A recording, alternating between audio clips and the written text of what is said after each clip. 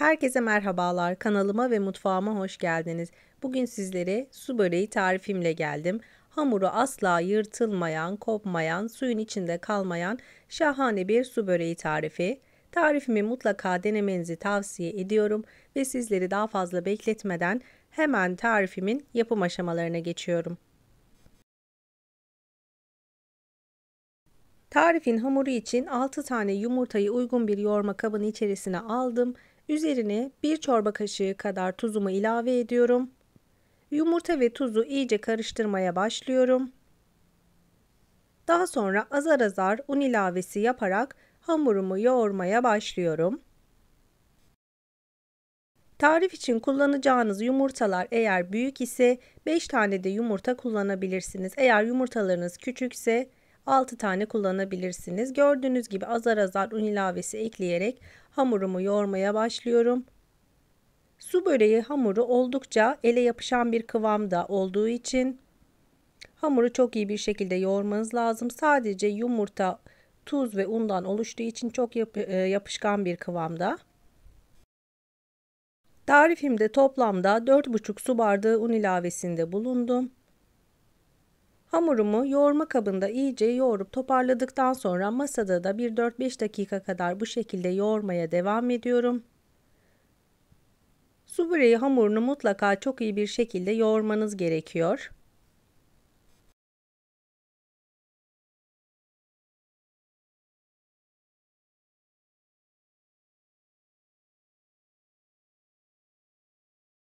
Hamuru çok iyi bir şekilde yoğurup toparladıktan sonra şimdi silindir haline getiriyorum. Kıvamını da sizlere daha yakından göstermek istedim. Ele yapışmayan, orta yumuşaklıkta bir hamur olması yeterli. Hamur kesme aparatıyla hamurumu parçalara ayırıyorum. Yapmış olduğum tarifte toplamda 8 tane beze elde ettim. Eğer siz ilk defa yapıyorsanız bezelerinizi biraz daha ufak tutabilirsiniz. Hazırlamış olduğum bezeleri uygun bir kabın içerisine alarak yaklaşık 2 saat kadar, en az 1 saat kadar mutlaka dinlendirmenizi tavsiye ediyorum. Eğer vaktiniz varsa 2 saatte dinlendirebilirsiniz. Bu sayede hamurlarınızı daha kolay bir şekilde açabilirsiniz.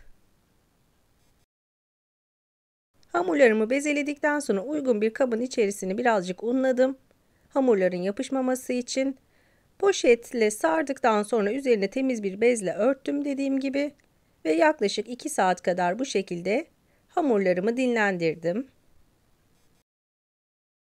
Dinlenmiş olan hamurlarımı gördüğünüz gibi oklava yardımıyla artık teker teker açma işlemine başlıyorum.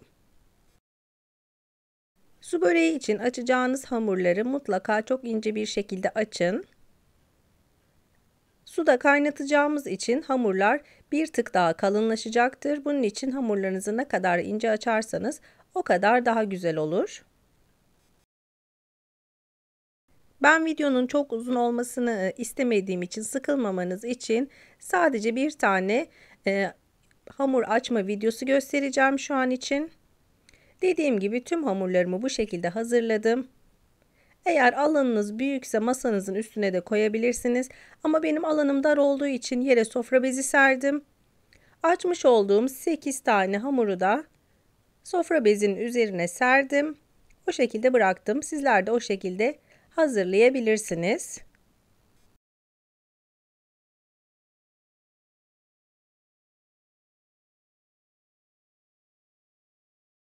Hamurumun tamamını gördüğünüz gibi açtım. Sizlere inceliğini daha yakından gösteriyorum. Bu şekilde olması yeterli. Ve şimdi de ilk açtığım hamurdan başlayarak öncelikle tepsimi yağlıyorum. İlk hamurumu kuru olarak tepsimin içerisine sereceğim. Tamamını yağladıktan sonra son açtığım hamuru tepsimin içerisine yerleştiriyorum kuru bir şekilde.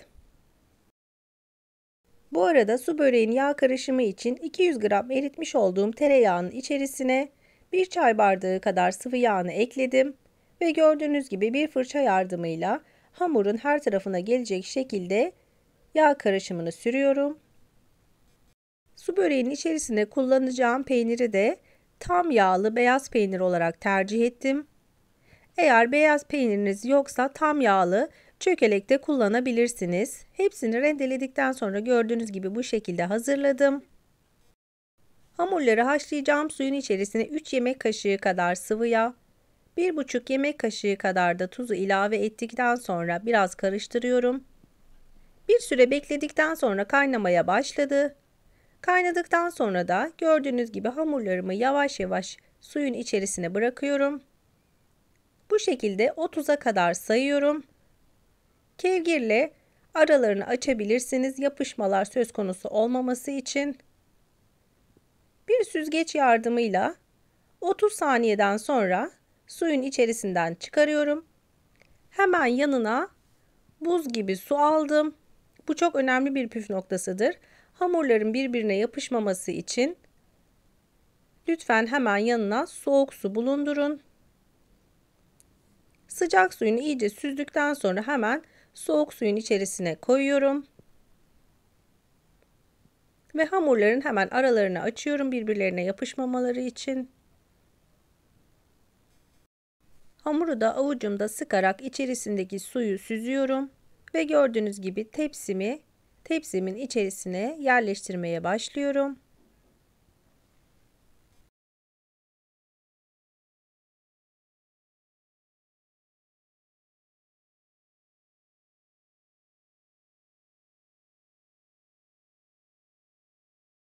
Ve diğer 3. kat hamurum için de gördüğünüz gibi suyun içerisine çok yavaş bir şekilde bırakıyorum.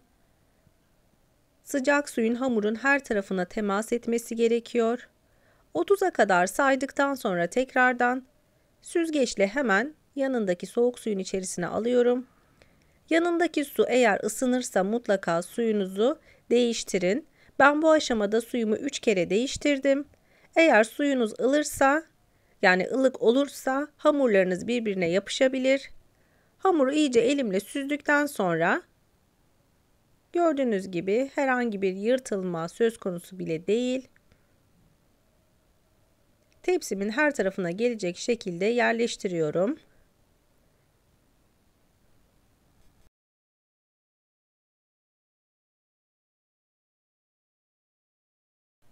Sekiz tane beze hazırlamıştım dediğim gibi. İlk 4 tanesini açtıktan sonra bu şekilde hazırladım. 4. katın içerisine hazırlamış olduğum peyniri hamurun her tarafına gelecek şekilde yayıyorum. Daha sonra diğer kalan 4 hamurumu da aynı şekilde suda haşladıktan sonra tepsimin içerisine yerleştireceğim. Yapmış olduğum tüm tariflerde sizlere elimden geldiği kadar tüm püf noktalarını vermeye çalışıyorum. Ama yine de aklınıza herhangi bir şey takılırsa yorumlara yazın lütfen. Yorumlarınızı görür görmez sizlere yardımcı olmaya çalışırım. Ayrıca tarifimde kullanmış olduğum tüm malzemeleri videomun altındaki açıklamalar kısmına ölçüleri ve miktarları ile birlikte ekleyeceğim. Oradan bakarak da tarifimi güvenle deneyebilirsiniz. Su böreği gerçekten zahmetli ve zor gözükse de ama gerçekten yapılış itibariyle çok zevkli ve sonuç olarak da çok lezzetli bir tarif. Tarifime son derece güveniyorum ve sizlerin de mutlaka denemenizi isterim ve tavsiye de ediyorum. Su böreği hamurlarımın 8'ini de haşladıktan sonra fırın tepsimin içerisine yerleştirdim. Her katını da yağladım gördüğünüz gibi. Son katını da bu şekilde yağladıktan sonra kenar kısımları eğer gözünüze batıyorsa bıçağın arkasıyla içerisine böyle yerleştirebilirsiniz. Bu arada fırınımı da önceden ayarladım. Fırınımı 200 derece alt üst ayar fırına ayarladım. Bu şekilde su böreğimin altı üstü nar gibi kızarana kadar fırınımda pişireceğim. Fırınımdan su böreğimi aldım. Sizlerin de gördüğü gibi gerçekten muhteşem görünüyor. Lezzeti de bir o kadar şahane oldu. Vermiş olduğum birkaç püf noktasına sizler de uyarsanız yapmış olduğum gibi gerçekten şahane bir su böreği hazırlayabilirsiniz. Umarım tarifimi beğenmişsinizdir. Tarifimi buraya kadar izlediyseniz ve beğendiyseniz mutlaka beğen butonuna basmayı, kanalıma hala abone olmadıysanız kanalıma şu an ücretsiz bir şekilde abone olabilirsiniz. Hemen yanındaki bildirim zilini açarak da yeni yapmış olduğum tariflerden anında haberdar olursunuz. Ve şimdi sizlere doku testi için su böreğini daha yakından göstermek istiyorum. İçerisindeki katları, erimiş olan peyniri sizler de görüyorsunuz. Gerçekten şahane oldu. Aralarında herhangi bir yapışma da söz konusu olmadı. Sizler su böreğimin güzelliğini izlerken ben de sizlere veda edeyim. Bir tarifimin daha sonuna geldik. Videomu izlediğiniz için çok teşekkür ederim. Bir sonraki tarifimde görüşmek üzere. Hoşça kalın, sağlıkla kalın.